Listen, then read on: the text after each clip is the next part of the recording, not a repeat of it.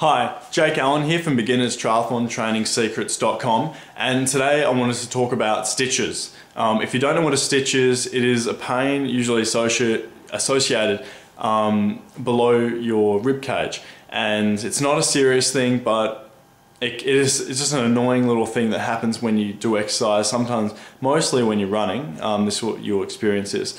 So today we're just going to go through a few things about what causes stitches and how to avoid them, and how to get over them if you do get a stitch. So number one is a lot of people who get stitches are dehydrated, and you'll see most people who are walking around on the streets are dehydrated because they're not getting enough water in their bodies. You should be having around 2.5 liters a day, and if you're exercising that day and or you sweat excessively, you should be having a little bit more than that just to compensate for all the sweat loss and everything else that goes along with exercise.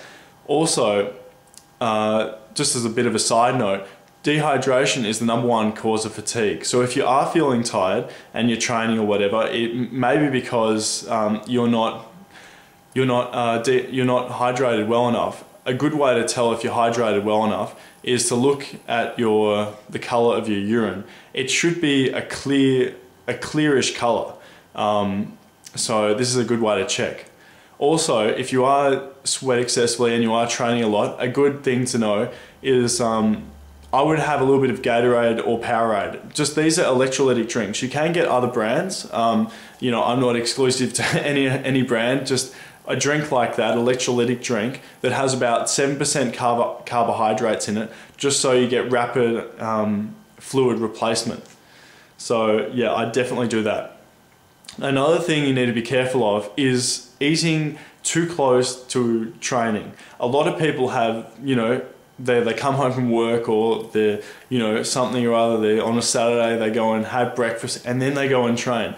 But this is, not very good because it is a major cause of stitches. What you want to do is you want to have, a little tiny snack before you train, or nothing at all, and then after you train you want to have your main meal, because it'll avoid stitches, number 1, and also it is in the 30 minutes after exercise.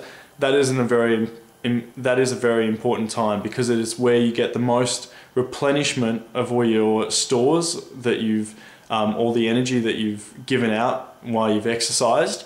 And it also repairs all the little micro tears and the microfibers in your muscles that have been broken down while you've exercised. So this is really important.